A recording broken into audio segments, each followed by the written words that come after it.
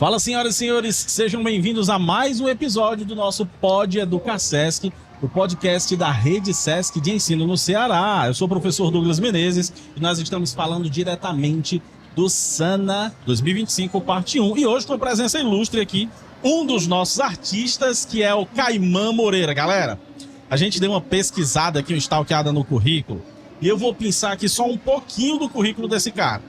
Desenhista, roteirista, argumentista, músico profissional, professor de artes e pode ter certeza que o currículo vai longe. Caimã, obrigado pela presença.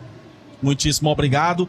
E como nós estamos aqui recebendo e partilhando esse espaço aqui com muitos artistas, com muitos quadrinistas, com pessoas que estão aqui nesse bate-papo, a nossa primeira pergunta é justamente essa. Como foi que as artes chegaram na sua vida? Como foi que você chegou nas artes? Por incrível que pareça, aos 5 anos de idade, ainda nos anos 60, certo? Eu sou de 61, estou com 63 anos atualmente. E nessa época eu já lia, porque eu fui alfabetizado em casa praticamente. Eu fui fazer o antigo primeiro ano primário, depois que eu já sabia ler e escrever, principalmente devido a quadrinhos. Excelente. Meu pai trazia histórias em quadrinhos para mim todos os domingos, nunca me esqueci disso. E foi daí que eu passei para a literatura, de pegar outros autores nacionais, os ficcionistas da época, como por exemplo Júlio Verne. Eu li todos os volumes antes dos 10 anos, que na casa do meu avô tinha uma biblioteca inteira desse tipo de ficção. Certo? E eu comecei a desenhar exatamente com 5 anos, tentando imitar as figuras que eu via nas revistas em quadrinhos. Por exemplo, um dos primeiros personagens que eu tentei imitar foi do Alex Raymond, que foi o Flash Gordon, que ainda nos anos 60 fazia muito sucesso, apesar de que o sucesso do personagem foi mais nos anos 40 e anos 50, né? Então eu tentava desenhar, ver aquilo ali, eu tentava fazer o contrário do que eu estava vendo. Se eu via um rosto na posição da direita para a esquerda, eu tentava fazer da esquerda para a direita. Curioso. Foi aí que eu aprendi a fazer, porque eu tentava fazer do meu jeito. Talvez tenha sido por isso que, graças a Deus, eu consegui um estilo muito cedo. Até que um dia o papai trouxe uma revista do Tarzan, da Ebal, que eu tenho até hoje. Desde aquela época. Relíquia, tá guardado. Tenho muitos quadrinhos daquela época ainda lá em casa.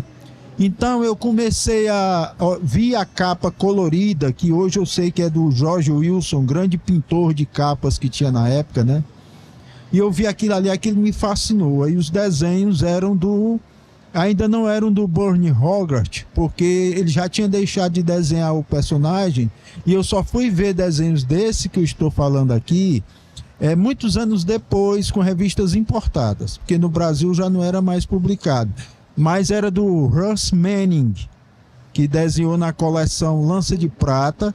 Mais tarde foi substituído pelo autor do Johnny Quest, eu não estou me lembrando o nome dele agora aqui, Doug Wilder, parece que o nome dele era esse, certo? Então eu pegava aqueles desenhos e tentava imitar também. Aprendi anatomia praticamente com as revistas do Tarzan. Excelente, que massa. Porque eu via aquilo ali, tentava calcular como é que era o tamanho de uma mão. Eu nunca tive, graças a Deus, problema de proporção por causa disso. Porque eu olhava para as próprias mãos e via a diferença que havia entre os dedos, a medida de um braço e tudo mais, a posição do corpo numa ação. E o que mais me fascinava eram digamos assim, o cenário, a selva, as árvores, a luz e a sombra se escondendo dentro das folhas e tudo mais, as planícies, os animais selvagens. Eu comecei a mexer isso aí. Depois disso aí foi que veio o western, que se tornou a minha maior paixão até hoje. Inclusive eu fui muito feliz em ter conhecimento com alguns atores que eu via na televisão e no cinema, menor de idade, como o Franco Nero, que me deu permissão para me usar um quadrinho que eu estou fazendo, que eu estou terminando. Nossa. Talvez eu venha fazer com a editora Avante, se der certo meu trabalho com o Luiz Carlos. que é um personagem que criado nos Estados Unidos, nascido na Itália, criado nos Estados Unidos, que vem para o Brasil na época do cangaço. Agora, o cangaço do século XIX, porque o pessoal pensa que cangaço é do Lampião para cá. Negativo, tem mais de 300 anos de história de cangaço. Então, conversando com ele, a gente tinha trocado uma ideia no breve espaço de tempo que ele esteve no Facebook, que ele saiu, e depois peguei, é claro, contatos mais pessoais, e eu conversei com ele. Eu posso usar, cara? Eles podem ficar à vontade. E não foi o primeiro, não. O Robert Woods também, que é outro ator do Eurowestern, também é meu amigo até hoje. E a dona Cláudia Cardinale também me deu permissão para me usar o rosto dela. Agora, isso é uma coisa assim que eu não me gabo, porque tudo que eu dei foi a minha amizade, o meu respeito e mostrar que eu não sou tiete. Eu nunca pedi um autógrafo dessas pessoas. Ganhei coisa muito melhor, que é o telefone pessoal, a atenção que eu tive, o acesso, o respeito e também a alegria de saber que eles adoram o Brasil. Tanto é que o Franco Nero, quando veio para o Brasil filmar As Histórias que Me Contam, que foi um filme que foi feito em 2018 ou foi 2017, se eu não me engano. Não, foi 2016. Foi bem antes da pandemia. E ele esteve aqui, filmou e falando em português, bom português por sinal, e a gente conversou um pouco por telefone, e ele me mostrou o interesse que ele sempre teve no nosso país. Esses artistas sempre respeitaram a nossa cultura, a nossa arte, e eu fui feliz em sair. Mas para não fugir do assunto, que eu acho que eu já fugi demais. Nada, mas está sendo aqui pra gente uma experiência incrível. Só de saber dessa jornada. Então, o Western se tornou uma casa para mim, uma vivência. Eu fui cowboy praticamente no Mato Grosso do Sul, no Pantanal, de onde eu trouxe esse apelido de Caimã. Eu sou cearense mesmo, da Gema, mas houve uma época da minha vida que eu me bandiei para lá. Foi na época que a Manchete estava filmando a primeira versão da novela Pantanal, que era com o saudoso Cláudio Marzo, o meu chapa, que é o Paulo Gurgulho, o Almir Sata, que me ensinou a tocar viola de 10 cordas. Hoje eu sou músico, fiz shows em todas as partes do Brasil. O único trabalho que foi feito de homenagem ao Almir Sata foi feito por mim no Beck 66, no anexo do Teatro Zé de Alencar. Então, essa vivência se completou desde a infância, porque quando eu tinha 12 anos eu montei num cavalo pela primeira vez e quase que apanho de um tio meu, porque ele pensou que eu ia levar uma queda enorme, mas é como foi dito lá no Pantanal quando eu cheguei lá, o peão já nasce feito. Quando você nasce com aquele talento, aquela empatia com os animais, você gosta daquele estilo de vida. Quer dizer, eu desenhava aquilo, eu fazia história em quadrinhos para mim mesmo com aquilo ali. Eu levei para um fazendeiro lá no Mato Grosso, mostrei para ele, ele disse: cara, tu vai fazer uma historinha para mim de 4 páginas. 4 páginas. Mas eu disse para contar a história do senhor, ele disse: não, eu quero que você invente uma historinha de 4 páginas para me botar no jornal daqui, sobre um coreiro que tentou pegar jacarés. Aqui você sabe que é proibido. Se pegar um coreiro aqui nas minhas terras aqui é para matar. Ele disse desse jeito, o velho era violento. Ele disse: ó, nem usa espora em cavalo. As esporas, eu sempre detestei fazer isso, usar espora, que eu tenho pena dos bichinhos. Eram bolinhas de metal, em vez daquelas estrelas horríveis que cortam o animal, que não precisa. Um animal que precisa mais de carinho do que de qualquer violência. Aliás, eu sempre costumo dizer que os animais que são uma santíssima trindade para mim é o cão, o gato e o cavalo. São os 3 com que eu mais me identifico, certo? Só não faço possuir um cavalo, porque eu moro no Monte Castelo aqui em Fortaleza e não tem espaço para isso. Fica difícil, né? Certo? Então, eu comecei a desenhar, fiz essa história para ele, uma história fictícia, um mini conto em quadrinhos, e eu pensei que aquilo não fosse dar em nada.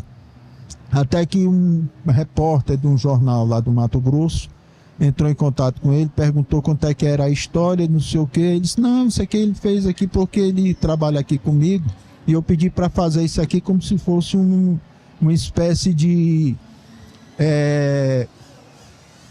denúncia, certo? Denúncia de quadrinhos e um aviso para os coreiros do que pode acontecer se vierem para cá. E não adianta vir procurar a polícia, porque o IBAMA me dá todo o apoio. Não é para matar jacaré. O jacaré acaba com as piranhas, o jacaré não ataca ninguém. Às vezes a gente está tomando cerveja na beira do rio. É só não entrar na água. Mas eles ficam perto da gente, não fazem nada. Fica ali os passarinhos até tirando comida da boca deles, eles não fazem nada com ninguém. E o cara disse, não, mas é porque eu quero publicar isso aqui numa edição. Eu disse, então você vai ter que falar com o desenhista que fez isso. O cara pegou, perguntou se eu queria, na época, isso aí foi em 88, se eu não me engano. Foi na época da novela Pantanal, estava todo mundo lá visitando o set de filmagem e tudo mais. Na época, era o equivalente hoje a uns R$700 a página. Quando o cara disse aquilo, eu fiquei calado. Ele disse, não, eu vou te pagar tanto aqui por as 4 páginas. Eu fui calcular, aí eu disse, meu Deus, uma coisa que eu talvez não fosse vender nem por R$50.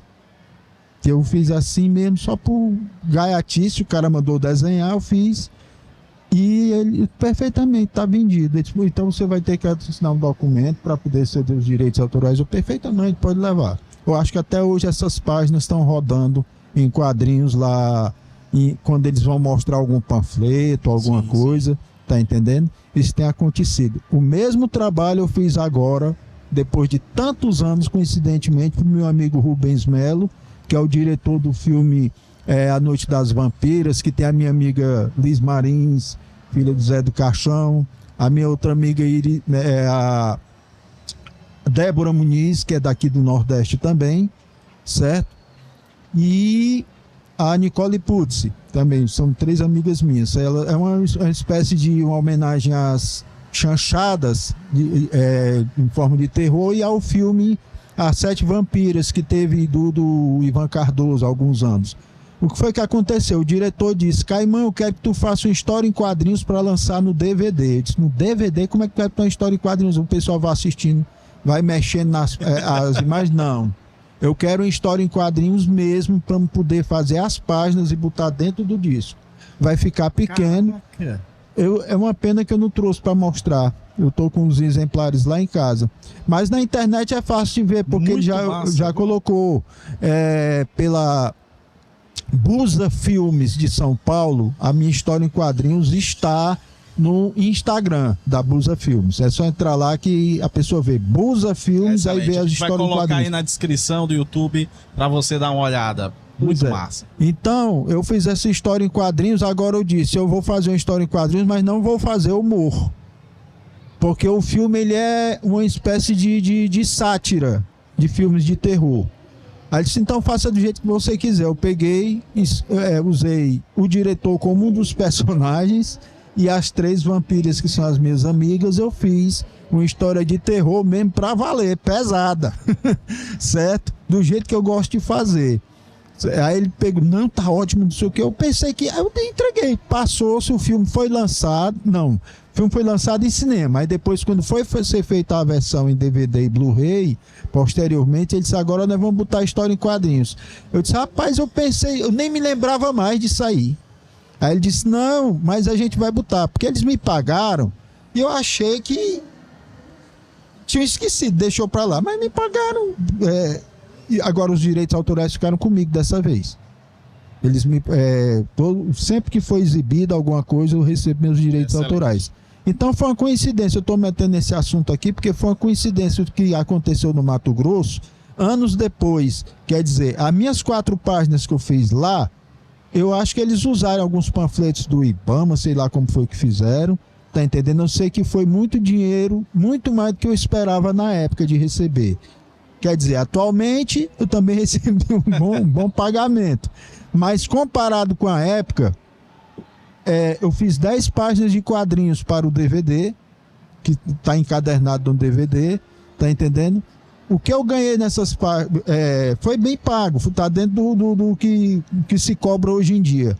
Mas naquela época eu ganhei, eu acho que quase 3 vezes mais do que o que eu recebi hoje, se fosse por página, se fosse ditar o valor que me foi dado. E é isso, eu tenho trabalhado muito essa questão de projetos pessoais, de quadrinhos. Eu escrevo também, tem um livro meu para sair agora aí de ficção, certo? Pela Ed Luau, que é a editora do poeta Lucarocas, que é daqui do Ceará também. Tem alguns trabalhos. Já prestei serviços, quer dizer, eu sou muito envolvido com cinema.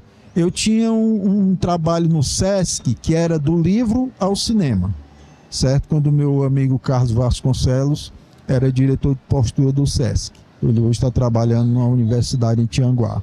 Então, eu aproveitava às vezes para mostrar ilustrações nas palestras, mini palestras que eu dava antes de mostrar os filmes, como é que era feito. Vinham alunos de nível médio e alunos de nível superior para o Sesc, e eu apresentava um filme que foi derivado de algum livro. Por exemplo, o Retrato de Dorian Gray, que eu gosto de falar sempre esse filme, porque foi um dos que fez mais sucesso no Sesc. Tanto é que eu repeti. Quando foi no outro mês eu repeti. Rapaz, estão querendo que repita, porque tem escola que estava querendo ver. Aí eu fiz algumas ilustrações em quadrinhos, fez 3 páginas em quadrinhos do Retrato de Dorian Gray, mandei tirar xerox para dar para os alunos. E fui apresentar exatamente o clássico de 1945, que ele é preto e branco. É incrível que ele é todo em preto e branco, mas quando aparece o Retrato do Dorian Gray, tanto ele jovem quanto deformado, é colorido. Nossa. Na época eles fizeram isso no clássico, assim fica um colorido fantástico. É só quando aparece o quadro. O resto do filme é em preto e branco. E os alunos acharam interessante porque foi muito fiel à questão do próprio texto do Oscar Wilde, né? O Oscar Wilde, desde quando eu era criança, eu sempre fui fã demais da poesia dele, da retórica e da literatura dele. E uma das coisas que me encarou, que me fez assim ter vontade de encarar a palavra artista a sério, é justamente o manifesto artístico que o Oscar Wilde coloca no início, na abertura do livro O Retrato de Dorian Gray. No final, a primeira vez que eu li, eu fiquei pé da vida, porque ele diz uma coisa tão bonita sobre a arte, aí no final ele coloca: toda arte é completamente inútil. Eu precisei passar uns 20 anos da minha vida para entender o que é isso. É um trava-cérebro esse aí. Mas eu entendi. Eu, como artista hoje, como profissional de viver exclusivamente da arte e trabalho em casa, raramente eu saio para dar alguma aula particular, como recentemente eu dei uma aula, um mini curso de quadrinhos para 4 pessoas. Eu sei o que é que ele quis dizer com isso. Principalmente na situação do Brasil de hoje, com tanto desapego à cultura. A arte é inútil para quem não a aceita, não a conhece, não vi, não gostei, tá entendendo? A arte é inútil para quem está seguindo os meandros criminosos da inteligência artificial, que eu tive prazer, eu já passei até por isso, eu mesmo passei por isso aí, fui esbulhado pela inteligência artificial como artista, certo? Um serviço que eu tinha que fazer, eu fiz o serviço, a minha falta de cuidado foi porque eu não fiz um contrato. Hoje tudo que eu faço é com contrato, porque eu não vou ter perda. A pessoa pediu para fazer o serviço, eu fiz, e a pessoa depois diz: não, eu desisti, o meu filho me disse que eu usasse a inteligência artificial, que era melhor. Eu disse: o trabalho que eu fiz? Não, infelizmente eu não assumi nenhum compromisso, não vou lhe pagar. Quer dizer, eu perdi 1 semana e meia de serviço. Desses dias eu passei cerca de 5 indo dormir quase 2 horas da manhã fazendo esse trabalho aí. E a inteligência artificial, que, como diz o Nicoleles, o grande Nicoleles, ela nada tem de inteligência nem de artificial. Sem dúvida. É um plágio total. Total. Certo? Então pronto. E a pessoa utilizou o quê? Ainda plagiou os desenhos do Will Eisner, o grande criador do Spirit, que esteve no Brasil, das maiores estrelas e vedetes dos quadrinhos no mundo. Tanto é que o Jô Soares, antes de morrer, ele disse que ele é o único artista que tem o close e o super close-up nos desenhos dele. Quer dizer, eles plagiaram os desenhos do cara para fazer lá o trabalho que a mulher queria de ilustração do livro dela. Muito relevante, Caimã, isso que você está falando, até porque a gente está falando para uma audiência de professores, de educadores, de alunos, né? E nós sabemos que a tecnologia, sem dúvida, agrega para o crescimento humano, mas, sobretudo, se utilizada com responsabilidade. Eu falo muito isso como professor, porque, como o Nicoleles diz, mais uma vez parafraseando, né, grande neurocientista brasileiro, o que as IAs fazem, as inteligências artificiais generativas fazem, é compilar dados. E aí existe um ponto muito sensível do ponto de vista da percepção humana, é que a máquina nunca vai nos superar do ponto de vista da criatividade. E aí quando muitas vezes o prompt, né, o comando é dado na IA, muitas pessoas até acreditam e podem achar que aquilo está sendo produzido de forma genuína, mas na verdade eu costumo dizer brincando que é uma emenda na emenda. E isso perde muito em qualidade. Se a gente olha, por exemplo, para uma obra-prima como a história em quadrinho, que tem toda uma produção que vai para além das dimensões de alcance, a gente, infelizmente, quando se rende à perspectiva da IA, acaba perdendo em qualidade e em qualidade de formação humana, porque a arte, ela é verdadeiramente um dos aspectos fundamentais da formação humana. Achei muito bacana que você tenha trazido essa reflexão, porque é necessária para o momento atual, principalmente esse momento onde a gente dialoga com as tecnologias. Um adendo aqui. A Liz Marins, filha do Zé do Caixão, do José Mujica Marins, meu trabalho, antes dele morrer, eu ainda tive chance de mandar para ele algumas coisas que eu tinha feito para ele. Ela recentemente pediu para me fazer 2 pôsteres para serem lançados na Europa. Parece que é um festival que ela vai participar aí, de terror, de filmes de terror. E ela pediu para fazer 2 artes para ela, uma dela e a outra do pai dela. Ela disse: Caimã, não use nada que tenha, você sabe com que do que é que eu tô falando. Eu disse: eu sei, a tal da IA. Ela disse: minha filha, eu não uso isso não, você sabe que o meu negócio é do lápis para frente. O máximo que eu ainda faço atualmente, inclusive eu estava até falando com o Daniel Brandão hoje sobre isso, ele perguntou, trouxe umas ilustrações que estão ali na outra mesa. Ele disse: como foi que tu fez isso aqui? Tu pintou... Eu sei que isso aqui é impresso, que tu mandou imprimir, tu não trouxe, é claro, que não ia trazer os originais. Isso aqui tu pintou com o quê? Eu disse assim: olha, essa aqui foi feita com o Photoshop, só no pincel. E essa aqui foi feita à mão. Não, aliás, eu minto. Eu disse assim: qual das duas você acha que foi feita com pintura digital e a outra à mão? Aí ele errou. Ele disse: aqui que eu tinha feito digitalmente, ele disse que tinha sido à mão. A que eu tinha feito à mão, ele disse: rapaz, então como é que tu fez? Eu disse: olha, em primeiro lugar, eu não uso layers, não gosto, porque quando eu comecei a pintar digitalmente, ficava um troço deste tamanho, de grande. Layer para pele, layer para roupa, layer pro ambiente, pro fundo, não sei o que. Não. O que é que eu estou fazendo? Eu pego a figura a lápis, a imagem a lápis, eu escaneio, passo para dentro do computador, abro uma tela, como se eu estivesse pintando com a tela mesmo, com tinta. E eu já tenho a minha mesa digitalizadora, uma Wacom, certo? E a minha caneta. Ali eu tenho os pincéis que eu crio e dão efeito de guache, dão efeito de aquarela, dão efeito de tinta acrílica e é efeito a óleo também. Então eu simplesmente vou pintando. Ele disse: rapaz, mas aí perigo de perder. Eu disse: não, perigo de perder não tem, porque à medida que eu vou pintando, para não haver, vamos supor, faltou luz em casa, eu vou perder o que eu estou fazendo. Aí na mesma hora que eu estou pintando, eu já vou salvando. Pintando e salvando, pintando e salvando. Todo o tempo. E tenho feito isso aí. Os efeitos são magníficos. Inclusive, até na Bonelli, eu fui elogiado por alguns artistas que fazem Tex, por os 2 quadros do Tex que eu fiz. Nossa, o Tex. Certo? Então, o Cláudio Vila hoje é meu amigo, né? O Pasquale Frizenda também, certo? E eles disseram: rapaz, tu fez isso aqui em qual papel? Eu disse: nenhum. Eu disse: mas não pode. Eu disse: não pode sim, sabe por quê? Porque eu estou usando... Ah, então quer dizer que o segredo é não usar layer. É você pintar, começar de pau e ir para frente como se estivesse pintando mesmo com tinta. Tá entendendo? Eu disse: é isso aí que eu estou fazendo. Mas o perigo de dar pane, não. Eu vou fazendo e vou salvando. Só demora um pouquinho por causa disso, que eu vou fazendo e vou salvando. E acabou. Tá entendendo? Então, eu deixei de pintar à mão, tá com 2 anos que eu não tenho feito mais isso de jeito nenhum.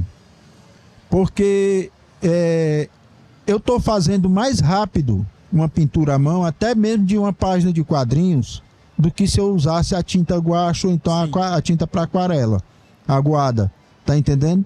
Porque eu descobri que tudo depende da sua prática, né? Da sua prática, você vai praticando. Hoje, por exemplo, eu já estou me arriscando a desenhar no computador quando eu estou aperreado. Tem uma página que eu escaneei, uma página em preto e branco, grande, tamanho A3. Aí eu já passo ali para dentro, aí vai ter que fazer os arranjos, que a questão, já passei o nanquim, rapaz, entrei aqui, errei aqui, vi que tem um erro aqui. Aí eu já me acostumei ali no computador mesmo, ali no programa, tudo eu faço com Photoshop, eu só confio nele. É tanto que tem um amigo meu que lá dos Estados Unidos, que ele diz, cara, o melhor programa para trabalhar com arte é aquele com o que você mais se identifica e se adapta. Não tem coisa muito melhor do que o Photoshop hoje em dia, até para trabalhar com cinema. Mas se você for contratado, por um diretor de cinema para fazer um storyboard, que eu sei que você faz, que eu também trabalho com isso, até storyboard eu faço. Inclusive o próximo filme agora do Rubens Melo, que vai ser um filme sério, né, um filme de sátira, o storyboard eu já estou contratado para fazer. Aí ele diz, faz no computador, mas tu faz assim com um dinamismo de se preocupar como se tu estivesse usando o papel e o lápis. E o Photoshop te dá essa condição. Agora tem programa melhor para fazer isso, mas acontece que eu tenho certeza que você só vai se dar bem com aquele ali e não vai atrasar, porque você já pegou a manha dele. E outra coisa, ele disse, de todos os programas que tem no mundo, o único que ainda tem as cores melhores, mais naturais, mais puras, o colorido melhor, principalmente quando você coloca na faixa CMYK, ainda é o do Photoshop. Eu disse, isso aí eu não sabia não. Depois tem muito programa muito bom para trabalhar a questão da arte em si. Agora, para colorizar é o Photoshop. Até linguagens mais antigas são melhores do que o que tem hoje em dia. Excelente. Que massa. A gente nessa troca aqui fica sabendo de coisas. Pois é, eu também não sabia disso.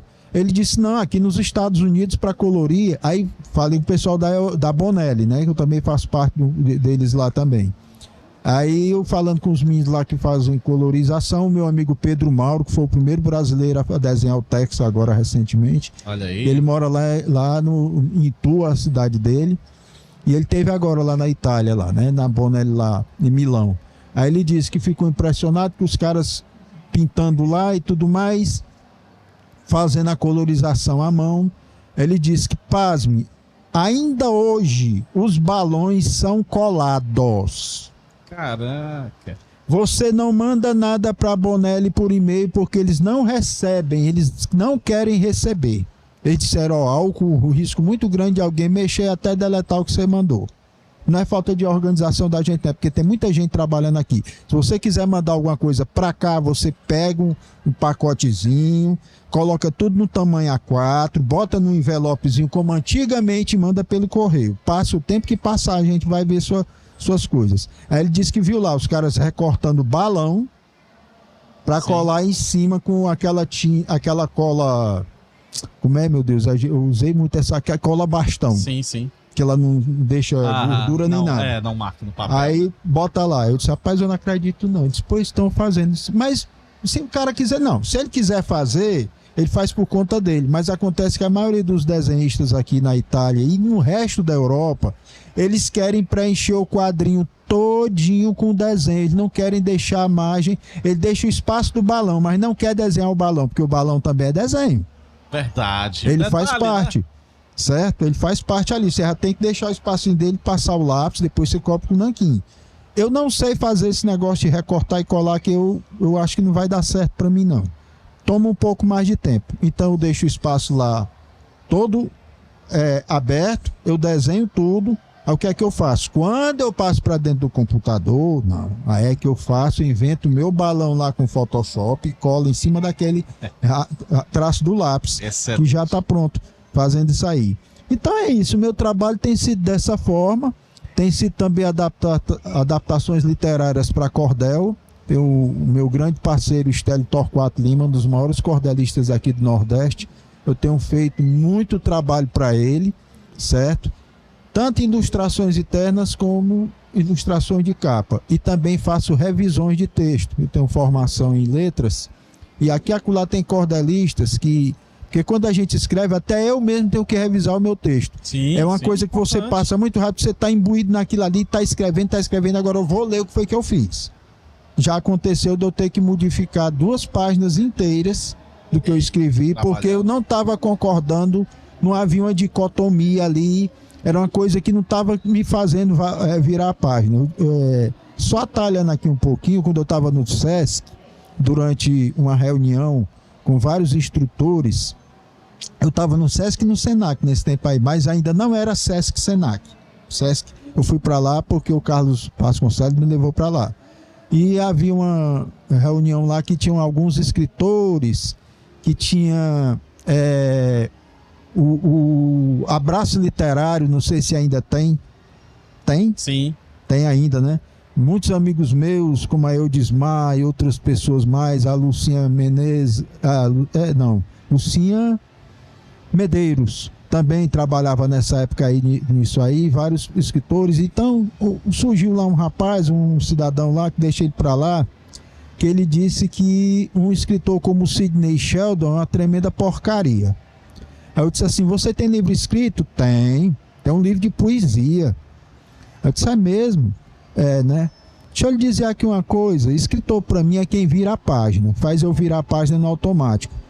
Eu só fui virar a página no automático com Machado de Assis quando eu li os contos dele, porque eu nunca gostei de nenhum livro do Machado de Assis. Fiz trabalho escolar com o livro dele, mas era enfadonho. Mas os livros do cara me deixaram louco pelo cara. Tem até história de terror. Tá entendendo? Então, ele fazia eu virar a página no automático. Esse aqui é o escritor para mim. O Jorge Amado e o Érico Veríssimo foram os primeiros escritores que eu li quando era menino. E eles me faziam virar a página. Não tinha firula naquela literatura. Aquilo ali me deu gula pelas palavras, me deu gula pelo texto, me deu gula pelos livros. Tá entendendo? Então, cara, o Sidney Sheldon, ele atinge o propósito dele. Para mim não atinge, ele vendeu milhões. O Stephen King, de quem eu tenho uma verdadeira coleção desde os anos 70. O primeiro livro dele que eu comprei foi A Hora do Vampiro. Quer dizer, eu já tinha lido emprestado Guerra Estranha e o Iluminado. Depois foi que eu encontrei esse livro num sebo, no centro da cidade, em Fortaleza, e comprei. Então, são escritores que eles têm, assim, uma espécie de dom de fazer você virar a palavra. Luiz Lamour, que é um grande escritor de western, tem isso, mas foi superado para mim pelo Elmore Leonard, que escreveu o famoso livro Hombre. Quer dizer, são caras que você começa a ler e você não consegue parar. O Clive Barker, que é o futuro do horror, como disse o Stephen King, né?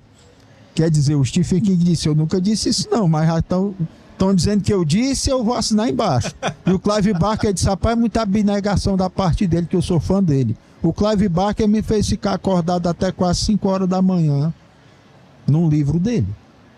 Quer dizer, eu não conseguia parar de ler. O escritor, para mim, é isso. Né? Não é a questão da... Tem que também dizer a literatura breguice, quer dizer, o cara escreve um folhetim de pornô e diz que aquilo é um livro.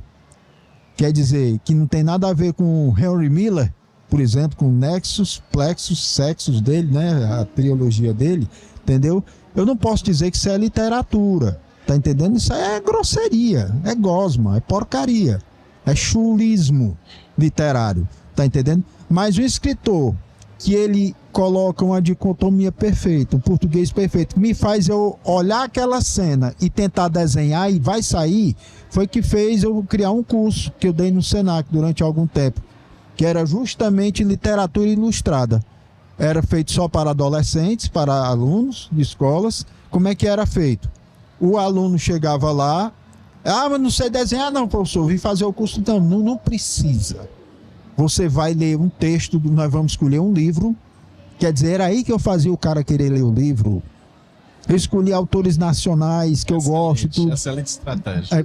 Aí ele ia querer ler, porque ele ia ler o resto. Eu escolhia pelo menos 2 passagens, mandava ele escolher. Qual é a passagem que você quer? Ele lia ali, por exemplo, 2 parágrafos. Não, isso aqui. Você vai transformar isso aqui numa ilustração. O que é que você está vendo aqui, que está sendo descrito aqui? Teve uma menina lá que viu uma mulher lá com a caçarola, num texto lá, não sei se foi do Guimarães Rosa, um dos contos dele. A mulher mexendo na caçarola, queimou a mão, se desesperou. Eu disse, mas uma cena banal. E a menina disse, não, meu professor, eu achei interessante. Eu vi direitinho a mulher queimando a mão. Quer dizer, aí foi desenhar aquilo ali.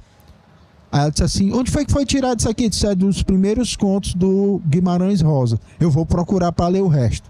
Tá vendo aí como é que funciona? Incrível. Funciona. Isso é o tipo de esforço que nós temos que fazer por esses jovens, por essa geração que está aí, que, como disse o Ozzy Osbourne, né, do Black Sabbath, Sim. ele disse há alguns anos que não ia mais fazer música nenhuma, apesar de que estava doente também, porque o pessoal não quer escutar uma música com mais de 2 minutos. E outra coisa, eu aqui estava falando hoje com o motorista que me trouxe no Uber, que era um rapaz bem novinho, que você, hoje em dia, a questão da pesquisa, o ser humano não quer mais pesquisar, ele quer encontrar mastigado. Ele pergunta, rapaz, como foi aí? Diz, não, olha aí, procura no Google que tu vai ver lá como foi. Tá aí o Google para isso. Não precisa sair mais para uma livraria não, uma biblioteca. Aí, não, rapaz, mas diz aí como foi que tu viu. Aí disse, não, mas aí vai ser o meu parecer. Você está pegando mastigado de mim, e se você não concordar com o que eu estou dizendo e você for lá e ver e ter outra ideia. Não sei o que, deixa para lá, isso aqui vai tomar muito tempo, quer dizer. É um pessoal que não quer mais pesquisar, não se interessa mais. Eu muito me admiro quando eu vejo aqui um evento desse do Sana, vendo tanto jovem procurando história em quadrinhos, ainda, né? Certo? Chegaram lá na minha mesa, onde eu estou lá postado desenhando, fazendo as minhas coisas, perguntaram lá onde tem os livros do Lovecraft. Eu fui o primeiro a fazer aqui no Brasil, através da editora de cultura, as primeiras traduções e imagens de contos dele que não tinham sido lançados nem nos Estados Unidos, que eu fiz. Inclusive, o conto, a gravura na Casa Maldita, o primeiro no mundo quem fez fui eu, tá lá na revista lá. Aí o menino olhou e disse assim, Lovecraft, eu já vi isso aqui, eu já vi um filme desse autor. Eu disse, não é um filme desse autor, um filme baseado nele. Aí ele disse, não é do cinema não é do cinema antigo não. No cinema antigo para eles é o clássico dos anos 60 para trás. Aí ele disse, não, isso aqui ele é autor de livros, esses quadrinhos aqui que eu fiz são derivados dos livros dele. E tem para baixar, meu filho, faz lama na internet os PDFs. Baixe e leia. Eu lhe garanto que você vai ficar lendo um atrás do outro. Pois é. Que experiência, Caimã. Eu acho que a gente poderia passar aqui mais 2, 3 horas conversando, porque que papo, viu? Muito obrigado. Nós agradecemos muito, pode ter certeza. Espero não ter tomado demais o tempo de vocês. Não tenha dúvida que não tomou, pelo contrário. Eu sou meio tagarela quando eu começo a falar. Excelente. Você falando aí do Tex, e isso me trouxe uma memória afetiva muito, muito bacana, porque eu sempre gostei de HQs na infância, tinha acesso à Turma da Mônica, como acho que foi com a maioria das pessoas, mas quando eu fui pra escola, na 6ª série, antigamente tinha série, né, e não, eu fui pra uma escola pública, e nessa escola pública eles tinham uma coleção bem preservada do Tex. E foi aí onde eu ganhei um verdadeiro fascínio por essa coleção, e depois tive a oportunidade de ver outros quadrinistas falando a respeito, falando sobre como foi um marco. E acho que a sua fala é muito acertada quando ela mostra que... Vou já trazer um presente pra você do Tex que tá ali. Não, rapaz, você vai me matar. Tá lá uma arte minha que tá lá, que já foi pra Itália, foi publicada lá. Eu vou trazer pra você aqui, aí você guarda. Obrigado. Dor de Fiquei coração. até emocionado, desculpem. Mas acho que isso é muito potente pra gente que trabalha com educação, pra entender como a arte, ela é uma porta oportuna, e você trouxe considerações assim. A arte liberta, né? Ela traz uma catarse para o espírito da gente, certo? Não só pela admiração do que está produzido ali, mas é porque isso mexe com o que nós temos dentro de mais precioso, que é o instinto artístico, que as pessoas mentem por aí dizendo que é um dom pessoal. Não é. Isso aqui que nós estamos fazendo é um trabalho de arte. A arte comunicativa, tá entendendo? Você é um profissional de arte. A arte está em toda parte. E um adendozinho. que uma vez troquei 2 mensagens, tive essa felicidade com Alan Moore, o célebre roteirista. 2 mensagens. Ele disse, cara, quando eu disse que eu era um mago, é porque magia é arte. O conceito de magia é arte. Não interessa se vai mudar, fazer alterações de consciência ou não. É arte, magia é arte. Pode ter a preta, pode ter a branca, tá entendendo? Vai depender de você. A responsabilidade de como você vai utilizar aquilo é sua, tá entendendo? E as consequências também. Aí eu peguei, foi quando eu mandei ele muito obrigado pela resposta. Ele disse, thank you, né? Aí ele colocou lá, que eu coloquei desse jeito, respondendo a ele. O plantio é facultativo, mas a colheita é obrigatória. É o que eu tenho para dizer para os seus ouvintes aí, para o pessoal, tá certo? Tanto faz na arte, como na vida política, como na vida do dia a dia. Excelente. Tudo mais. Senhoras e senhores, neste incrível episódio do Pod Educasesc, Caimã Moreira nos brindando aqui com arte, alimentando nossa alma, porque eu acho que foi isso que a gente teve nessa conversa. E nós pedimos a você que nos acompanha, curta, compartilhe, vamos fazer o conhecimento girar. Senhoras e senhores, tô até emocionado aqui. Muito obrigado, Caimã. Até mais. Tchau, tchau.